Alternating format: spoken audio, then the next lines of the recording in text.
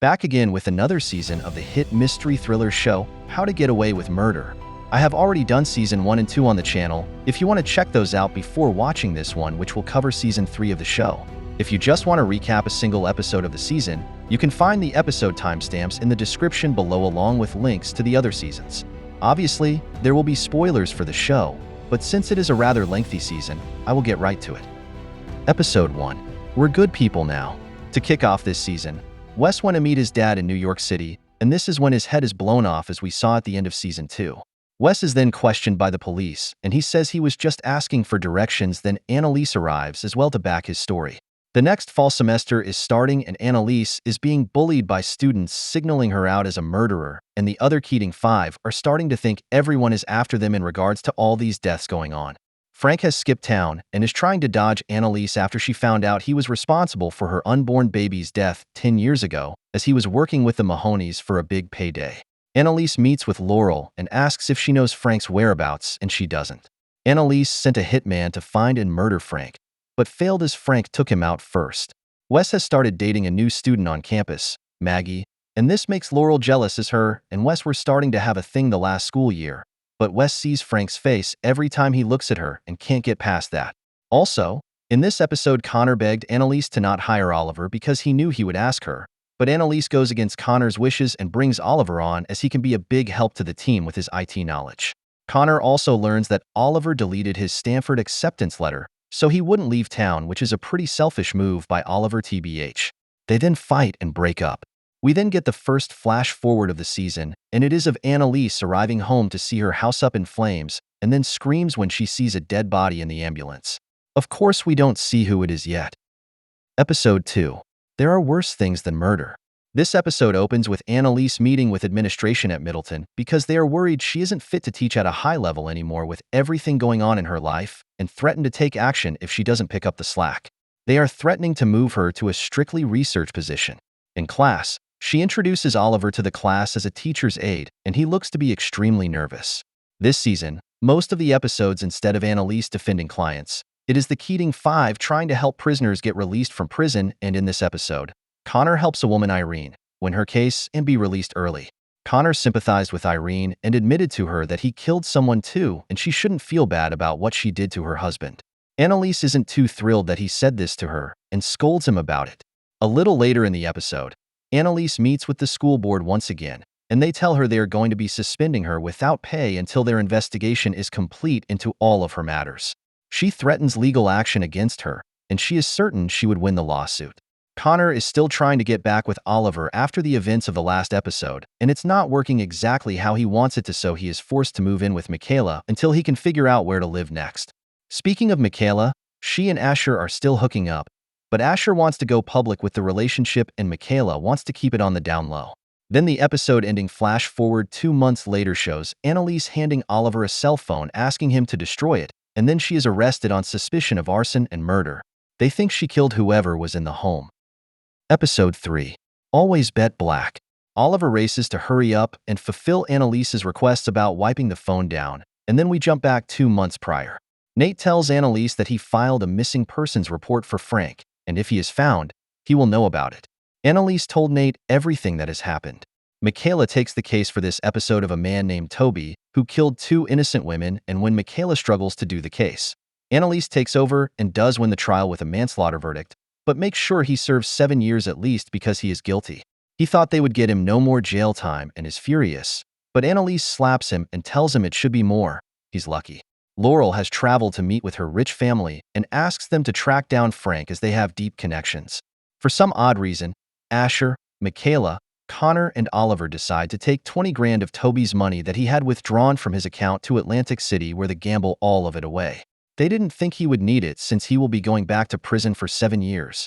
The Keating 5 sure do a lot of unethical things, but it makes sense since they are future lawyers. Laurel then receives a phone call from Frank, telling him how Annalise is trying to kill him, but Laurel hangs up on him pretty quickly as she has nothing to say to him. Everyone is pissed with Frank because he killed Lila, was responsible for Annalise's baby dying 10 years prior, and also thinks he killed Rebecca, which we know was Bonnie.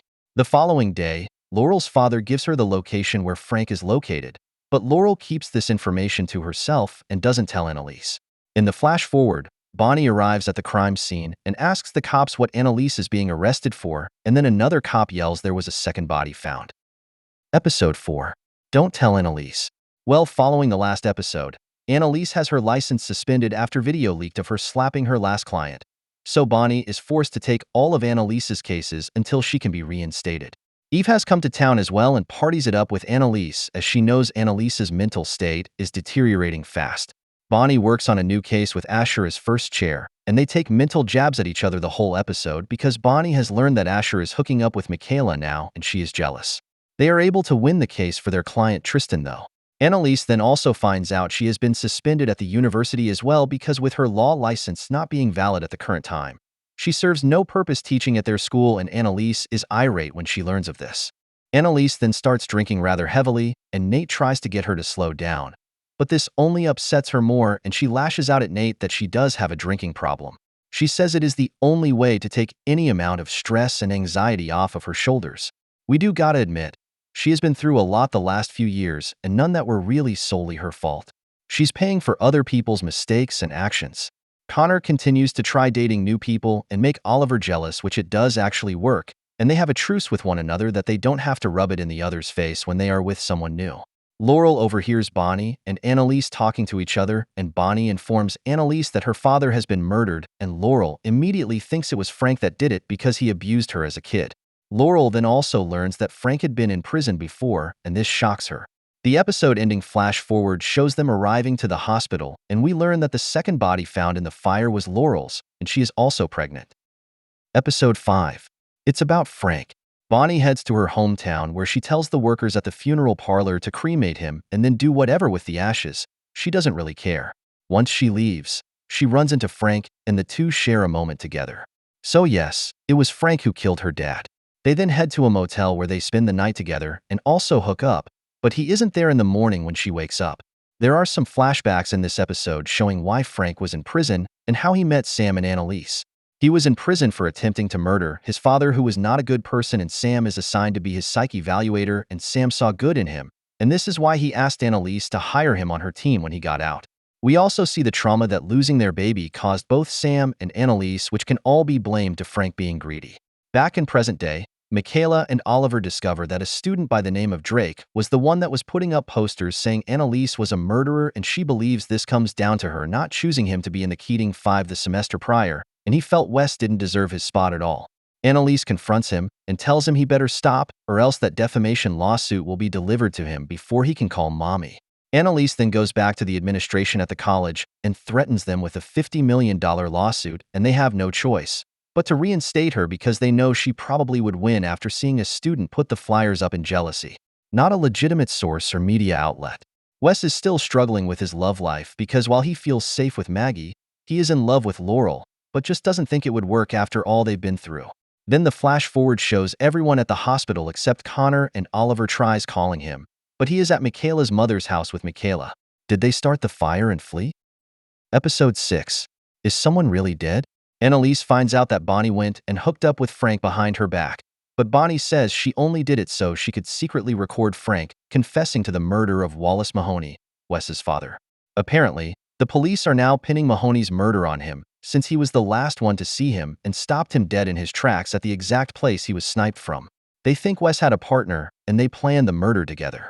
Bonnie wants to use the recording to clear Wes's name, but Annalise knows if they do that, Frank can tell the authorities everything that they have done, so they have to clear Wes's name another way. With the police looking for Wes, who is hiding out at the mansion, everyone is shocked to see that Mahoney's other son, Charles, was arrested now for the murder of his father, as the murder weapon was found in his car. Frank planted it there to frame Charles and help to show Wes wasn't involved at all. Wes and Laurel then hook up, and Wes breaks up with Maggie, which makes her sad. Oliver starts seeing someone and going on multiple dates with him, but this angers Connor immensely as he thought they were just on a break, not completely done. Michaela and Asher then officially become boyfriend and girlfriend. This show is turning into a newlywed show. The ending flash forward then shows Asher was partying the night of the fire, so he isn't the dead person. As the episodes go on, the list of who can be the dead body just keeps getting smaller. Hopefully it's not Wes, but the options are dwindling. Episode 7. Call it Mother's Intuition. The episode opens with Annalise being told she is facing charges for arson and first-degree murder, and an anonymous source has gave information that supports these charges. Wes has finally went into the police station for questioning, as he isn't the main suspect anymore in the murder of Wallace Mahoney, but the police start to poke holes in his story and alibi on why he was there. They eventually let him go, but say they will be in touch. It is then revealed that Charles Mahoney says he has an alibi at the time of the murder, so he is let out on bail and will go to trial. The Keating Five meet up with Annalise and they all rip her to shreds because they think she ruined lives and they would be so much better if they never were accepted into the Keating Five. But Bonnie pipes in and tells them they were responsible for killing Sam, which jump-started everything, not Annalise. Annalise did everything she could to protect them, which is very true. Frank has made his way back to town, and of course the first person he goes to see is Laurel, and yes, of course, he saw that Laurel is with Wes now. Broken-hearted, he then heads over to Bonnie's house, which she scolds him because he ditched her at the motel the next morning, and she didn't know where he went. He full-on begs for her forgiveness, and she doesn't budge and orders him to leave. Oliver's current boyfriend Thomas breaks up with him when he learns Oliver is HIV positive, which then leads to Connor and Oliver getting back together finally. The flash forward for this episode shows Laurel asking if Wes is okay, and then we jump to a scene that shows Wes at the police station talking with him about immunity and how he wants to take her down, but we don't know if that is about Annalise or someone else. So does this mean Wes is just fine? Guess we will find out. Episode 8. No More Blood. Frank and Laurel finally got the chance to talk to each other, but it just turns into them arguing with each other like a married couple, and Annalise sees this and tells Frank she doesn't want him anywhere near his home, and if he is, she will shoot him. Laurel tells Frank that she is in love with Wes, and she wasn't going to wait around for him forever after he skipped town. Frank wants to go kill the woman that got him to turn on Annalise 10 years ago to redeem himself, but he doesn't go through with it. Charles Mahoney's trial starts and Wes takes the stand, but the defense immediately points out Wes's history with mental health and does everything he can to discredit Wes's testimony. Well, behind the scenes, Annalise has been working with Bonnie to frame Charles Mahoney with a burner phone that was found in his possession in jail that says his alibi is hogwash, and the court buys it. Looks like Charles will be going down for the murder Frank committed after all. Well, at least, innocent Wes didn't go down for it. Of course, with their toxic relationship, Connor and Oliver argue once again, which in return leads Connor to going back and staying at Michaela's house.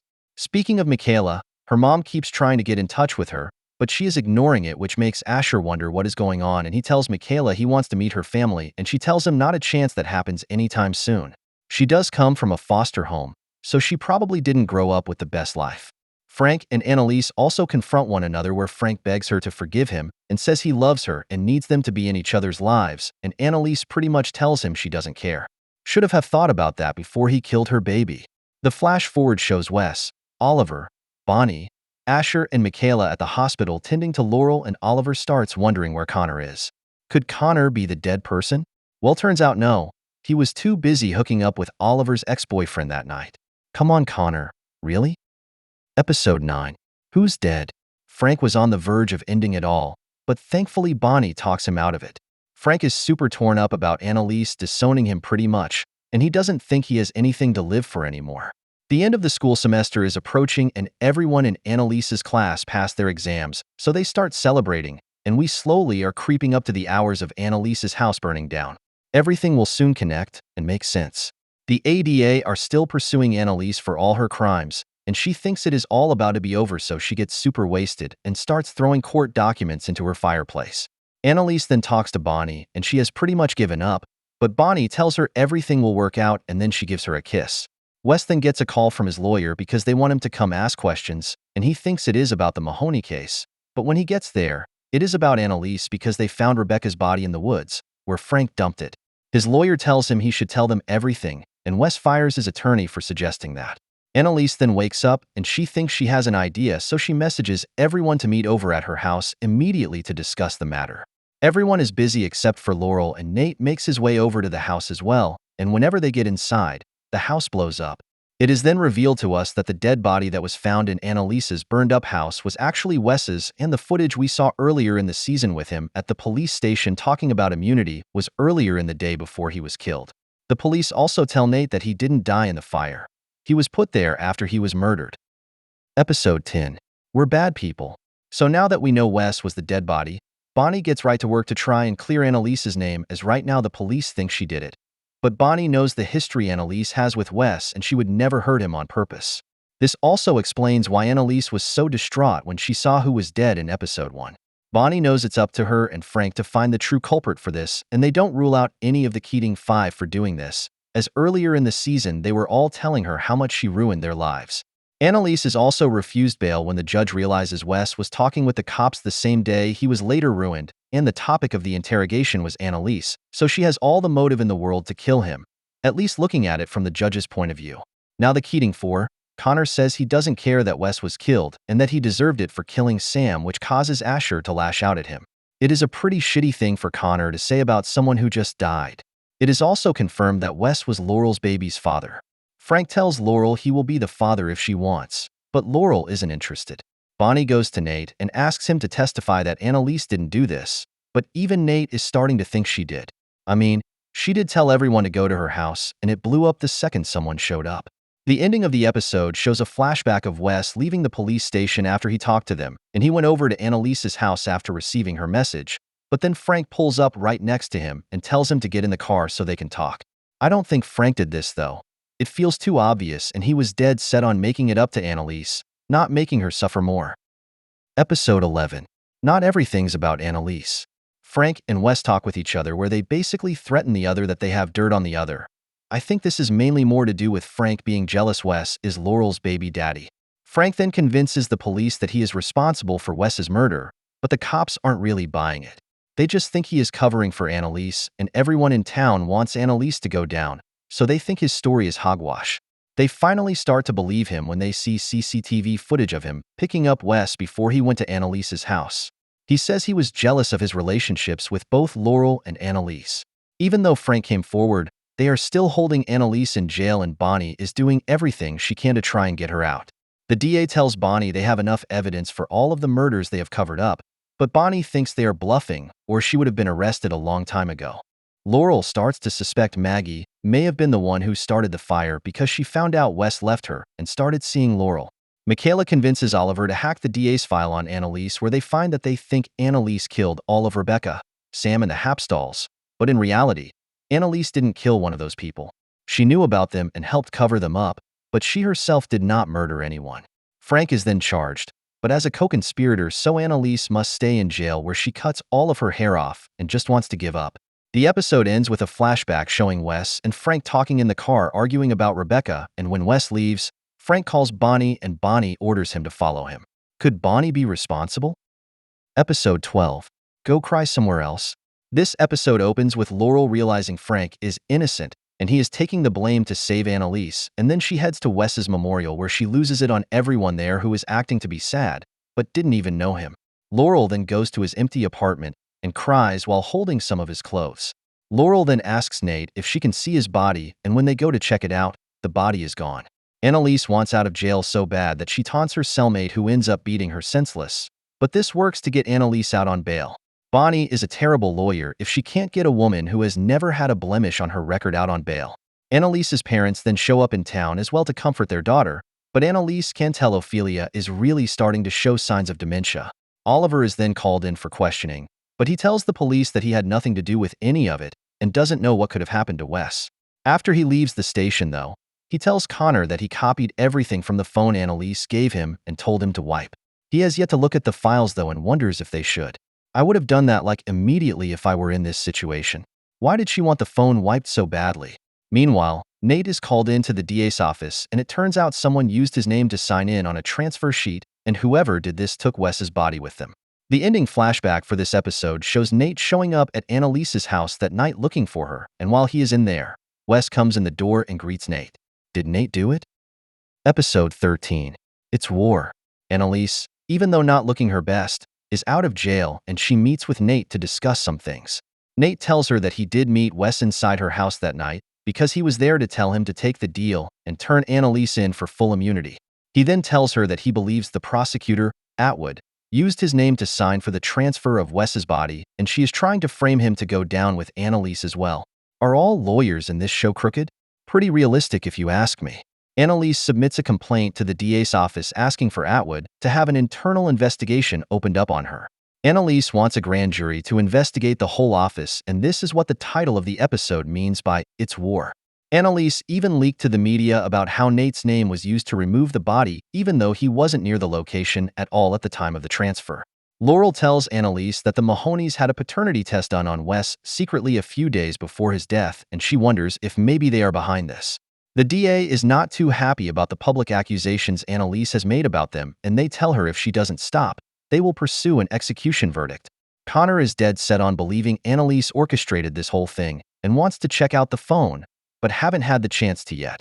Oliver then uncovers that Connor wasn't actually with Thomas the whole night of the fire, and he was actually at Annalise's house that night trying to give Wes CPR after he found him dead. But why was Connor lying and saying he was with Thomas the whole night if he had nothing to hide? Episode 14. He made a terrible mistake. The episode starts with Connor being very distressed, and he is thinking about ending it all because the guilt is just becoming too much for him, but Michaela is able to calm him down a little bit. Connor admits to the others that when he was trying to resuscitate Wes in the house, he heard one of Wes's ribs crack and thinks he may have killed him.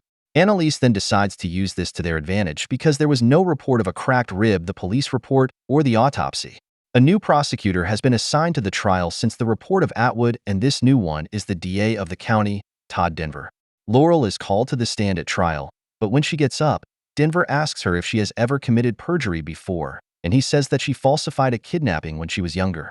When the others ask her about this, she says that her father pretty much begged her to, and she was just following orders. But her testimony is pretty much complete bogus now. Connor heads into Denver's office, and he just wants to turn himself in and see if he can get immunity for everything they've done, and right when he is about to tell him, Asher discovers through a burner phone that Denver was one of the people that were in on moving Wes's body to have him cremated. So now Asher thinks Denver is covering something up, and that is why he had him cremated. So no new evidence surrounding the body could come to light. Connor decides against signing the immunity deal with this new information. Episode 15. Wes. Season finale. Annalise comes up with the idea to frame Wes for both the murders of Rebecca and Sam, and this would free them all from that. Laurel is hesitant to throw Wes's name under the bus now that he is dead, but Annalise tells her this is one way everyone can go free. In the meantime, Connor is arrested by Denver when he won't sign the immunity deal and is playing hardball with him. Annalise meets with Sylvia Mahoney, Wallace's wife and Charles's mother's, and Annalise blames her family for Wes dying, but Sylvia has no desire to speak with Annalise. She does tell Annalise that Wallace wasn't Wes's father. It was her son Charles that was. Annalise then heads to talk to Denver and confronts him about the burner phone he had in his desk that proves he was in on Wes's body being moved, and they strike a deal that gets Frank and Connor out of jail. The DA also drops all charges against Annalise or any of the other Keating four. Everyone is dead set on Charles Mahoney being Wes's murderer, so they go try and trap him where he will finally confess. Laurel isn't planning on letting him walk alive, and she is planning on killing him for taking away her man. As she is approaching him, a man named Dominic stops her, and apparently she knows this man from her family's past. We then learn that this man was the one who killed Wes as an order from her father, and Denver was being paid under the books to go after Annalise. And we can assume he did this because he learned that Laurel was pregnant, and her father didn't take too kindly to this. Charles then gets away, but Laurel says this isn't finished, and she will avenge Wes's death, and then she leaves. The season ends with Annalise at an AA meeting where she breaks down and tells everyone that she lost her son, referring to Wes as he was like a son. And that is how this season comes to a close. Hope you are able to check out the later seasons when I get those released.